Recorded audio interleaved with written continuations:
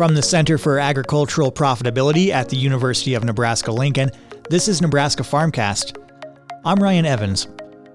The results of the November elections are setting the stage for potential shifts in Washington, D.C., particularly in ag policy.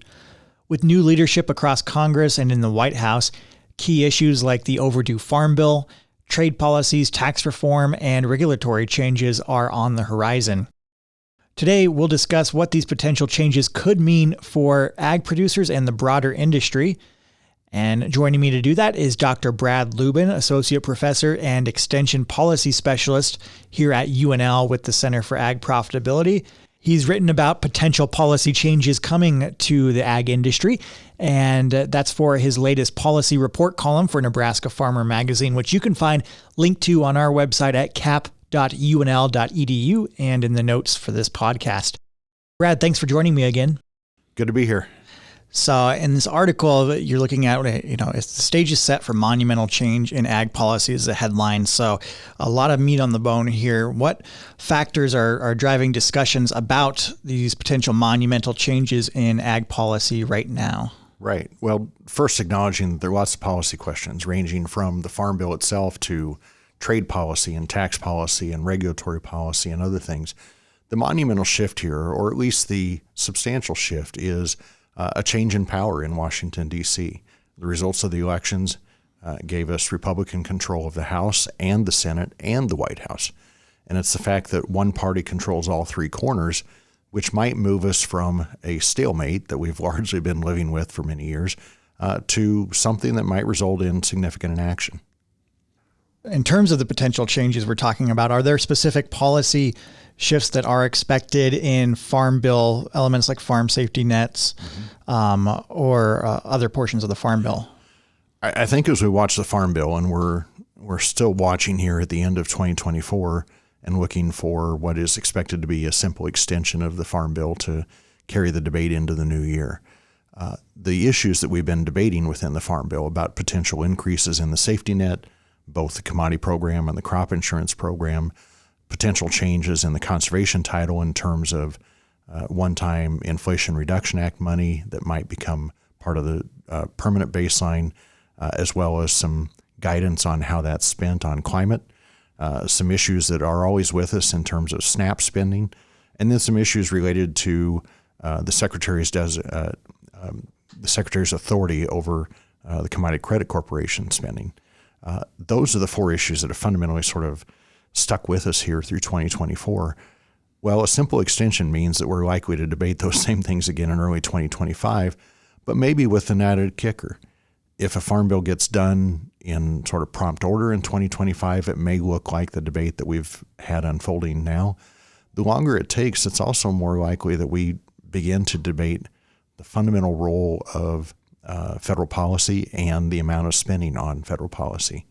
At least that's been a promise of the incoming administration to look at the size of federal government and the overall spending.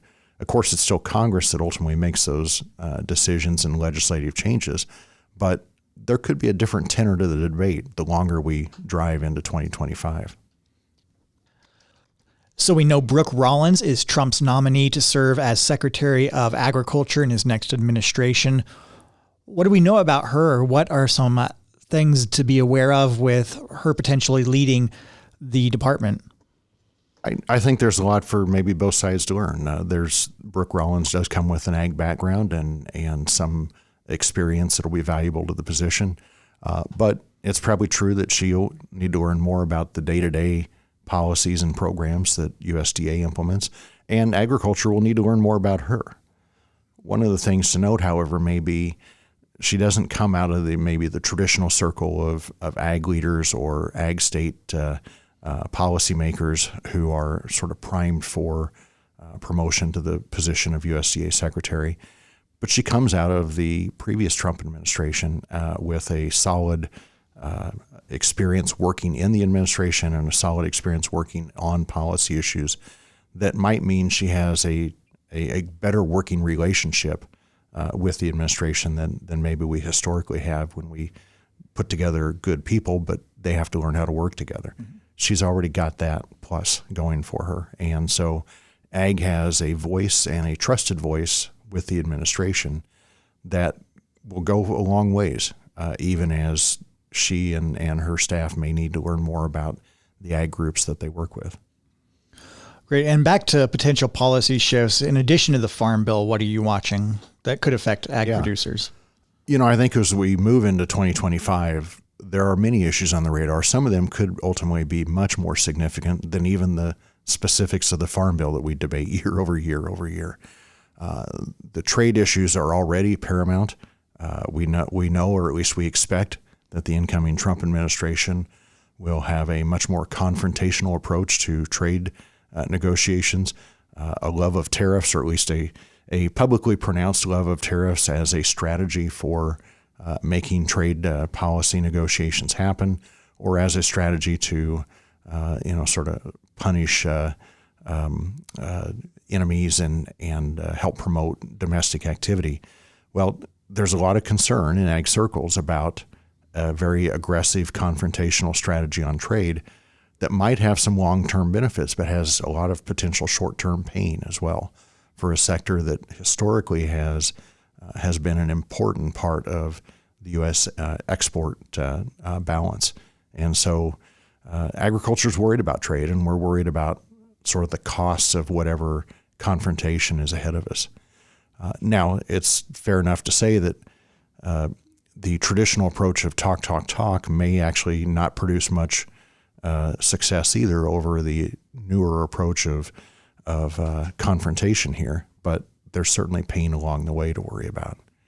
And that's just trade. We're also fundamentally focused on tax policy, and there are a number of tax policies, tax reforms that come due in 2025. The language of the 2017 Tax Cuts and Jobs Act largely expires at the end of 2025, meaning that much of the legislative year could be swallowed up by a tax policy debate. And to change tax policy, to take those expiring provisions and extend them out longer, costs money on budget.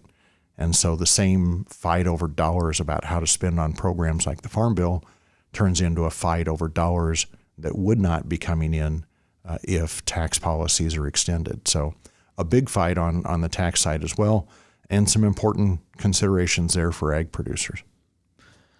What do you see specifically, or will we be watching in terms of all of this related specifically to biofuels? Biofuels is one of those examples of an industry that is maybe so complex and affected by policy issues, multiple policy issues, that it can even be difficult to try and determine what the industry looks like in absence of those policy choices. We have a biofuels industry that is eager to tap into new potential uses and demand for renewable diesel and for sustainable aviation fuel on top of the continued growth, or at least the targeted growth of traditional biofuels like corn-based ethanol. All of those, however, are fundamentally dependent upon a multitude of policy issues, each of which has become something of its own little policy challenge. Even the debate about basically pushing the blend wall from E10 out to E15 is dependent upon ultimately getting that year-round approval of E15, which seems obvious and yet just continues to drag and take time. To get into the sustainable aviation fuel market, there are regulations that are still forthcoming from EPA about what practices qualify, or what would and what would not qualify in terms of ag practices that would reduce emissions. But for the ethanol industry, for the renewable diesel industry to see pathways there, they also have to think about their regulatory regime and how they reduce emissions, including how they store carbon or how they capture carbon and find a place to store it. Well, that brings up a whole policy debate over pipelines and other challenges. So almost every step along the way here is rife with policy debates, and it's important to see how those might unfold in the coming year. And of course, immigration was a huge issue during this election cycle. So what are you watching there in terms of immigration and the labor situation for policy that's going to affect ag producers? You're right. Immigration is a huge issue, and agriculture is certainly highly dependent upon a workforce that is largely an immigrant workforce. There's the question of a legal workforce. There's the sort of ever-riding, overarching questions of how much of the workforce might be undocumented or illegal. Ultimately, there's a immigration and broader labor debate that has to occur, that has to be resolved. It might start with border enforcement and immigration enforcement, but then that means that a labor demand out there could be difficult to reach. And so perhaps hand in hand with increased enforcement is also an increased pathway for legal immigrant workforce, not necessarily immigration and citizenship, but a legal process that actually works. All of those are big issues. Those are not ag issues. Those are much, much bigger issues than that. But ag is one of those sectors that is certainly affected by the availability of that workforce. So what should producers be watching for, and on what timeline here when the new administration, the new Congress comes to Washington in early January, late January? Well, agriculture producers, like every year, really need to be attentive to the process. If you wait for the headline to happen, it's maybe already done. And so every group that sees these issues as significant and important really needs to engage in the process and be involved. That includes the traditional relationships that ag groups and other interest groups make with policymakers on Capitol Hill, but it also is relationships and understanding the rulemaking process within the executive branch. And we've seen, of course, there's the adage, what can't get legislated gets regulated. That is, the executive branch has to write rules, even if the legislative branch leaves it somewhat unclear.